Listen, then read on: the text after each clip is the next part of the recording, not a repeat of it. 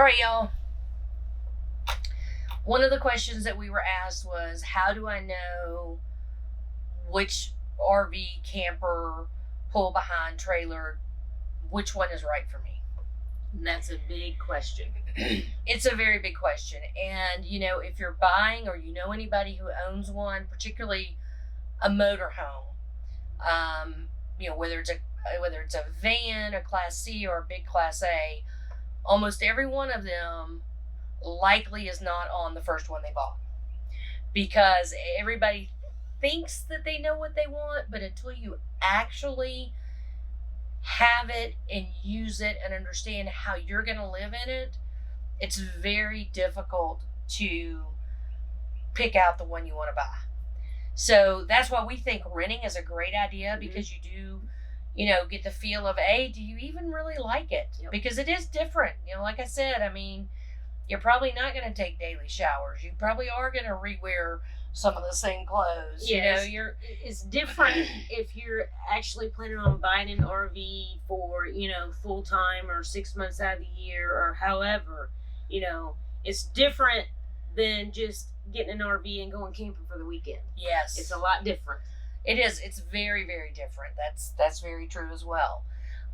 So, I think our best advice is to do your best to figure out how much space you need. So I think usually the first question is, how many people do I need to sleep? So, if you're a solo person or just a couple, obviously you probably only need one bed. If you've got kids, then you need to make sure you've got somewhere for them to sleep. And, my advice to you is, if you're buying one and it's an investment, make sure that it will sleep them as they grow. Yeah. Because, some of these beds, or even the bunk beds, can be short. As your kids get bigger, they may not be big enough for them. So kind of weigh all of those things out.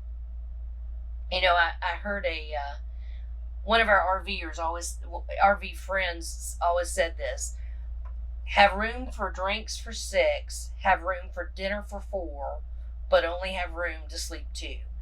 And that's to keep your privacy, to keep the size you need. You may have a lot of friends who end up wanting to come along with you, and it's a small space. It's small for a couple. It's certainly going to be small when you have additional friends for an extended period of time. Now, if it's just a weekend, at the lake or something, and you're really just sleeping in it, that's fine. But if you're trying to do a real trip in it, traveling across country, it's going to be, that's tough. That's very tough. I will say that. So, get one that sleeps the number of people you need and has what you need, but no more than what you need. So, for example, our first RV of any kind was a Class A 38-foot motorhome. It had bunk beds, it had a pull-out couch, it actually had a bath and a half in it, and it also had not a booth dinette, but the table was connected like this, and then freestanding chairs. The bunk beds were great because we did use that as a crate for our larger dogs, but as we thought about it, we probably really didn't need that. Mm-hmm. We certainly didn't need an extra half bath. No. So there's probably 8 feet almost, at least 6 that we could have gotten rid of. And we really rarely used the dining room table. We would sit outside. That's part of the whole thing of being in an RV. That's part of the experience. Yeah. We would sit outside. You could easily, have TV tables or, whatever. Some RVs have removable tables. We showed you some when we were doing all the RV tours, where you can put them up when you need them, but take them down when you don't. We wish that we had gone about 6 to 8 feet shorter. Mm-hmm. And also that instead of the table, that we just had all room for a very comfortable couch. Ours ended up being a love seat to have room for the dining table, and it didn't recline. Mm-hmm. And it just wasn't super comfortable. No, and we tried buying, like footstools, and but then you've got to find some place to store them, and it's just So and not that we were inside that much, but when we were inside, we wanted to be able to be comfortable. Yeah. So our best advice again is to buy based on how many people you need to sleep. Get the room that you need, but not more than what you need. So, again, a bath and a half may sound great. Do you really need a bath and a half? Having the bunk beds, it's great to have extra space, whatever. If you don't need them, don't get them. Yeah, basically, if there's a 40-foot out there and you can do with a 30-foot, don't get the 40-foot just because it's the biggest. Yes. Yeah. Do not buy the biggest, most luxurious just because you can, because they will get dirty. They will get broken. They will, maintenance is more expensive. And you will have a hard time finding campgrounds everywhere for one that big. The smaller, the more agile you are, and the more places you're going to be able to find somewhere to park. Yep. And another piece of that is gas. Absolutely. Not only the gas that it takes to fill it up, but also, making sure if you have something that big, it's just like a semi. You've got to make sure you can get in and out of the gas pumps. Yes, which we're going to talk a little bit more about when we talk about driving. Yeah.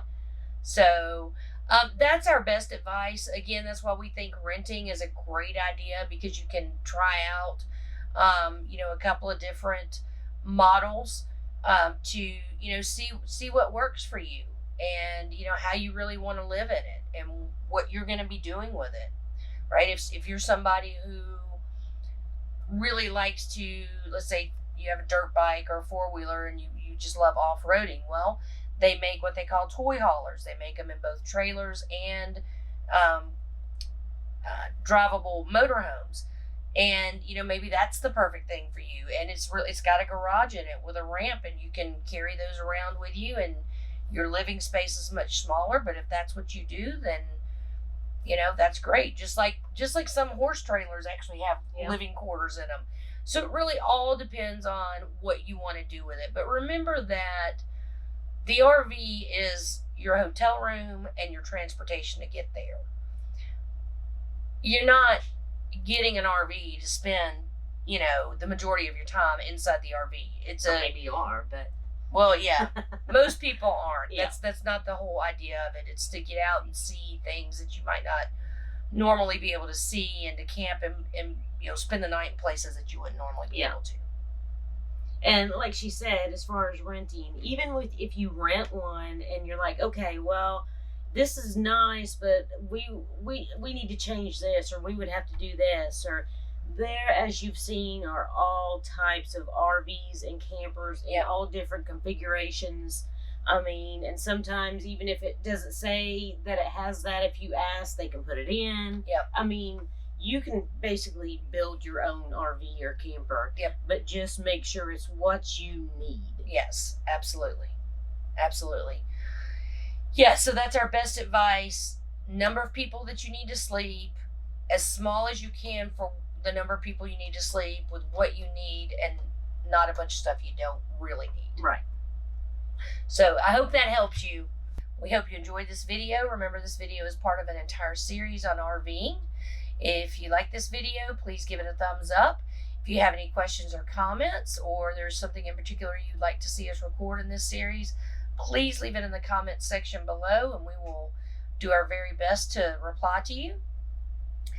And just remember, until next time, live your best life. Bye, y'all. See ya.